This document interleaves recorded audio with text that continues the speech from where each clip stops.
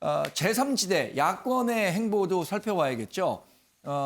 국민의힘을 제외한 제3지대 그러니까 안철수 국민의당 대표와 금태섭 전 민주당 의원이 겨뤘던 제3지대의 단일화 경선 후보 과정에선 안철수 후보가 여기에서 이제 뭐 어느 정도 득표를 올렸는지 발표하진 않았습니다. 안철수 후보가 결국에는 단일 후보로 확정이 됐고요. 더 나아가서 야권의 단일화를 통해서 정권 교체까지 가겠다라는 내용까지 발표를 했습니다. 이기재 교수님, 이 제3지대 단일화도 사실 어느 정도는 예측 가능한 결과였다고 볼 수 있겠죠. 그렇죠. 뭐 워낙 표가 많이 차이 났을 겁니다. 그렇기 때문에 여론조사를 하면서도 이제 결과를 이제 밝히지 않기로 한 것 같고요. 예.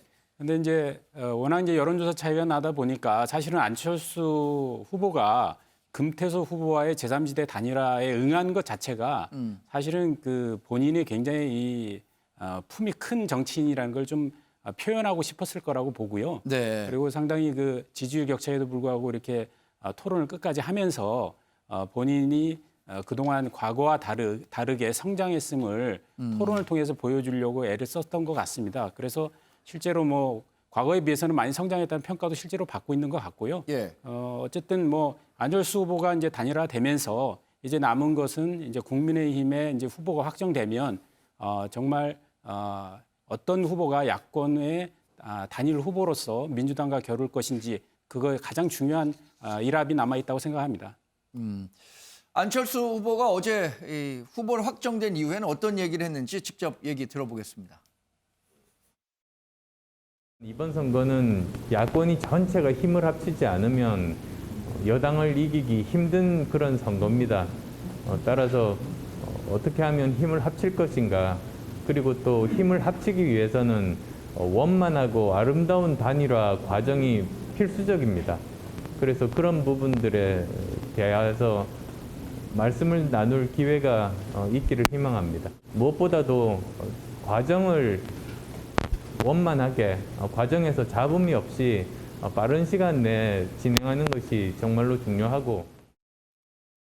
장해찬 평론가님, 이 안철수 후보야말로 굉장히 이제 2011년부터 서울시장 후보로 거론됐을 때부터 10년까지 여러 과정을 거쳤고 결국엔 다시 돌고 돌아서 서울시장 후보로 왔는데 이 안철수 후보의 경쟁력 어느 정도 있다고 평가하세요? 그러니까 우선 지역적으로 봤을 때 제가 이제 여론조사 분석 등을 해보게 되면 예. 이 국민의힘 후보 같은 경우는 전통적으로 또 정치적으로 분석을 해도요.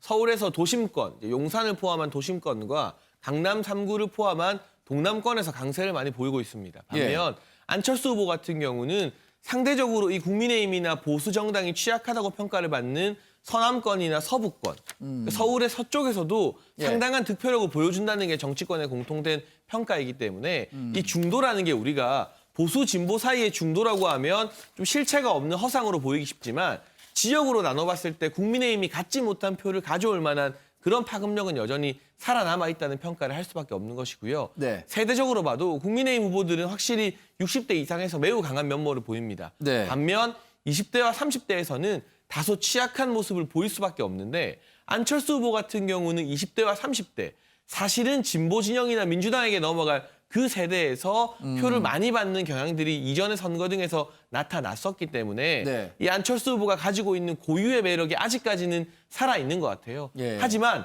이 안철수 후보와 국민의힘 최종 후보 단일화 경선의 결과를 섣불리 예단할 수 없는 것은 그러한 강세가 있다 하더라도 이 재보궐선거나 이런 경선 선거 같은 경우는요.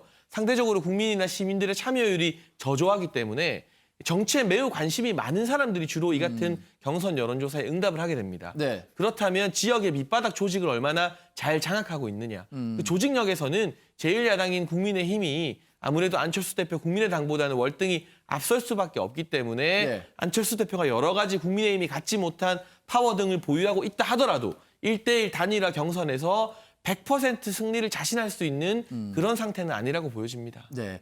신 의원님, 그러면 지금 장해찬 평론가 얘기대로라면 일단 여론조사나 전반적인 흐름에서 본다면 안철수 후보의 중도 확장력이 더 뛰어나기 때문에 본선 경쟁력을 본다면 박영선 후보는 이제 민주당 후보로 확정이 네. 됐잖아요. 본선 경쟁력에서 본다면 국민의힘에서 확정된 후보보다 안철수 후보가 더 단일화됐을 때 민주당 측에서는 위기감을 느낄까요? 여론조사의 흐름을 보면 예. 안철수 후보가 단일화 후보가 된다면 더 경쟁력이 높은 것으로 나타나는 건 확실하고요. 네. 국민의힘 쪽의 두 후보, 현재 2강 체제니까요. 예. 2강 이야기니까 2강 후보들은 그 면에서는 금방 장평론가가 얘기한 게 맞습니다. 그래서 저희들은 예상컨대 민주당 입장에서 보면은 네. 결국 시끄럽고 복잡한 과정을 거치겠지만은 또 그 과정 중에 여러 가지가 있죠. 여론조사를 어떻게 할 것이냐, 네. 몇 번을 더 할 것이냐, 또 문구는 1차, 어떻게 할 것이냐, 또 또. 1차 토론에서 안 후보가 어떤 정도의 경쟁력을 보일 것이냐, 네. 뭐 하는 것들이 이제 문제가 될 것이고요. 그 또 2차 토론도 있지 않겠습니까? 그 2차 토론에서 안 후보가 또 어떤 퍼포먼스를 보일 것이냐, 여러 가지 지금 변수들은 있죠. 그런데 이제 문제는 단일화 지지 내지는 강요하는 세력이 국민의힘 쪽에 존재하느냐라는 것도 한 변수가 되고요. 예. 이런 여러 가지 이 험난한 과정을 거쳐서 단일화에 성공한다면 굉장히 강력한 야권 후보가 될 수 있죠. 네. 그러니까 거기에다가 안 후보는 지금 아무도 얘기를 안 하지만은 10년 동안 정치판을 헤매고 다녔는데 동정표가 있어요. 네. 10년 동안 고생했다. 많이 고생했다. 뭐 이런 동정표가 분명히 있기 때문에 안 후보로 단일화가 된다 그러면 그 싸움은 이 재보궐선거의 투표율을 고려해 볼 때 예. 예측 불허라고 생각합니다.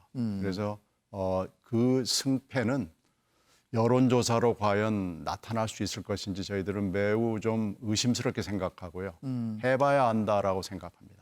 네. 우리 이기재 교수님 뭐 말씀 뭐 안철수 후보의 경쟁력은 뭐 우리 신경민 의원님 뭐 말씀하신 대로 이제 중도 확장성에 있다는 거는 뭐 분명해 보입니다. 어쨌든 뭐 과거에 이제 전통적인 어떤 보수층, 국민의힘이 갖고 있는 지지층과 또 안철수 후보가 늘 주장했던 중도, 예. 중도 실용주의에 있었기 때문에 그 부분에 대해서 국민의힘을 꺼려하는 부분에 대한 지지층이 있다는 것은 뭐 확실한데 예. 문제는 국민의힘 후보와 안철수 후보가 여론조사 경선을 통해서 야권의 단일 후보가 결정되는 과정에 있어서는 여론조사를 통해서 하기 때문에 아마 그 표심이 그대로 반영되겠죠. 그러나 투표는 현실적인 그 어떤 행위 아닙니까? 예. 그렇기 때문에 투표는 투표율에 영향을 받습니다. 예를 들어서 그 2011년에 박원순 그 시장의 보궐선거 때 투표율이 48%밖에 안 됩니다. 네. 그럼 이번에 이제 어떤 사전 투표가 도입됐기 때문에 그 이후에 투표율이 올라간다 하더라도 뭐 50% 중반의 투표율을 보인다면 결국은 누가 투표장에 가장 많이 나가서 투표를 할 것이냐라는 예. 것을 무시할 수 없거든요. 그랬을 때 과연 중도 성향의 그 어떤 유권자들이 예. 투표장에 많이 나갈 것인지 아니면 문재인 정부를 꼭 심판해야 되겠다고 생각하는 보수 유권자들이 나갈 것인지는 상황이 다르기 때문에 예. 결국은 그러니까 문재인 정부 심판, 그러니까 문재인 정부 견제해야 된다는 유권자의 마음을 누가 끌어낼 수 있느냐는 측면에서 볼 때 반드시 안철수 후보가 그게 꼭 유리하다고만은 볼 수 없다. 네. 이런 점도 좀 지적을 함께 하고 싶습니다. 네. 근데 국민의힘 경선은 지금 굉장히 박빙이라고 하는데 교수님은 어떻게 판단하고 계십니까? 지금 아주 그 아까 지금 신경민 의원 같은 경우에는 2강 체제, 2강 체제라는 건 뭐 여론조사를 통해서 다 나오는 거고 나경원 후보와 오세훈 후보 간의 그 지지율 격차가 굉장히 작다 그래요. 그래서 예측하기가 굉장히 어려울 것 같아요. 예, 뭐 지금 그 오늘부터 여론조사가 실시됩니다. 네. 오늘 내일 해서 이제 그 다음 날 이제 발표가 될 텐데 지금 두 후보가 너무 박빙이기 때문에 네. 어느 누구를 편드는 발언을 하기 굉장히 어렵습니다만 현재 그 여론조사들은 여러 그 지표를 통해서 굉장히 박빙이다. 다만 네. 그 지금 나경원 후보가 실제로 그 여성 가점 10%를 안는 문제 그 부분이 변수가 되지 않겠냐 이렇게들 다들 보고 있는 것 같고요. 네. 그런데 실제로 그 어쨌든 지금 토론이 좀 진행되면서 예. 오세훈 시장이 캠페인을 잘 끌고 가지 못했다 이런 측면이 있고 그럼에도 불구하고 과연 이 여론조사는 예. 국민의힘 지지층만을 하는 여론조사가 아니라 전 국민 여론조사이기 때문에 네. 어떤 변수가 벌어질지는 끝까지 지켜봐야 된다 이렇게 말씀드릴 수 있을 것 같습니다. 네. 지금 두 번의 경선 결과, 그러니까 민주당과 제3지대는 경선 결과가 나온 거고요.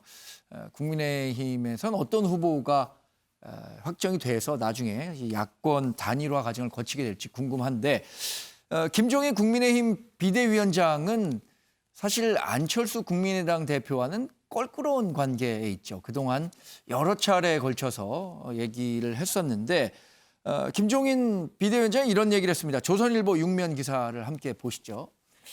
야권 단일화가 누가 되든 간에 기호 2번을 달고 나가야 한다. 이 얘기는 뭐냐면 야권 단일화 과정을 거쳐서 설령 안철수 국민의당 대표가 야권 단일 후보가 되다 하고 하더라도 국민의힘의 입당해서 2번을 달고 나가야 된다. 이런 얘기죠.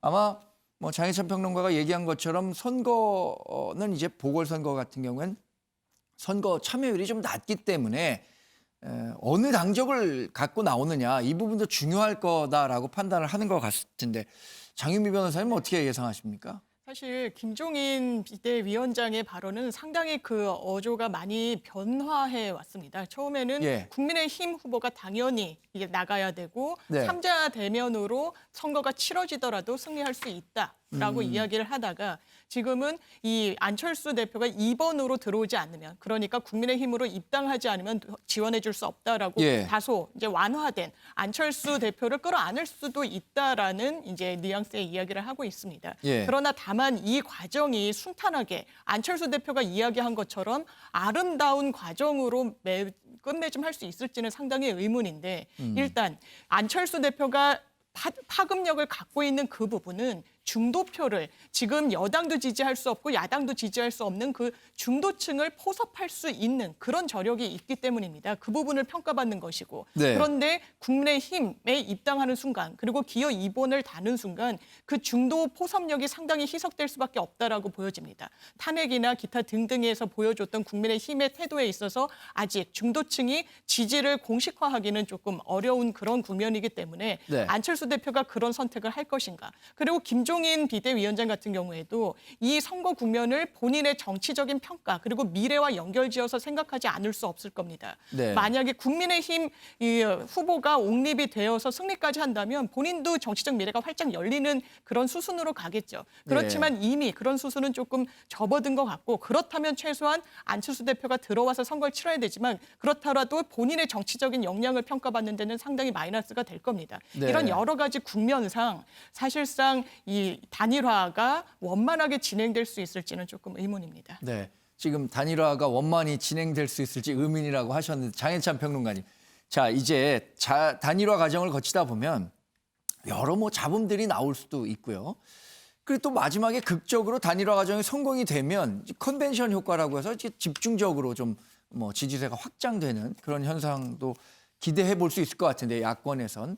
장혜찬 평론가님은 전체적인 구도를 어떻게 예상하십니까? 근데 바로 그런 컨벤션 효과를 위해서 사실상 김종인 비대위원장 같은 경우는 기호 2번을 달아야 한다는 주장을 하는 것 같아요. 예. 이게 비단 김 비대위원장뿐만 아니라 유승민 전 의원도 같은 이야기를 했는데 아마도 이 단일화 과정에서 여러 가지 갈등과 논란이 있을 겁니다. 그리고 예. 안철수 대표 측에서는 단일화를 가능한 빨리 하자는 입장이고요. 예. 반면 국민의힘 같은 경우는 후보 최종 등록까지 국민의힘 3월 4일에 후보가 나오게 되면 한 2주 정도의 시간이 있습니다. 예. 이 2주의 시간을 최대한 길게 다 쓰겠다는 입장인 것 같습니다. 그리고 문구 관련해서도 지금 많이 알려진 것처럼 안철수 후보는 후보의 경쟁력을, 국민의힘 측에서는 누가 후보로 적합한가를 묻자 이런 식의 기싸움이 이미 이어지고 있는데 그렇죠. 이걸 종식하기 위해서는요. 이 같은 기싸움 끝에 누가 야권 최종 후보가 되더라도 이 제1야당이 국민의힘 후보로 2번으로 나오게 된다면 그동안의 여러 다툼에서 이어졌던 이 상처, 이를테면 안철수 대표를 좀 더 지지했던 중도 유권자나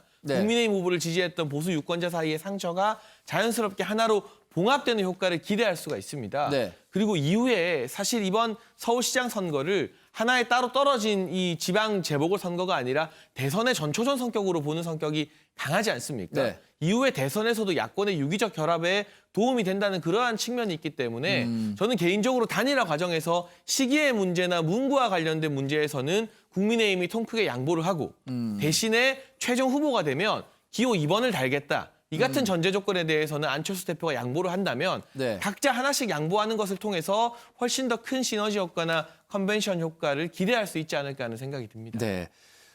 국민의힘 서울시장 후보는 3월 4일 그러니까 내일 모레 확정이 되고요. 3월 19일에 서울시장 후보 등록이 마감이 되니까 4일 확정 이후 한 보름 정도는 아마 야권의 후보 단일화 과정으로 굉장히 많은 뉴스가 쏠리지 않을까 이런 생각을 해봅니다.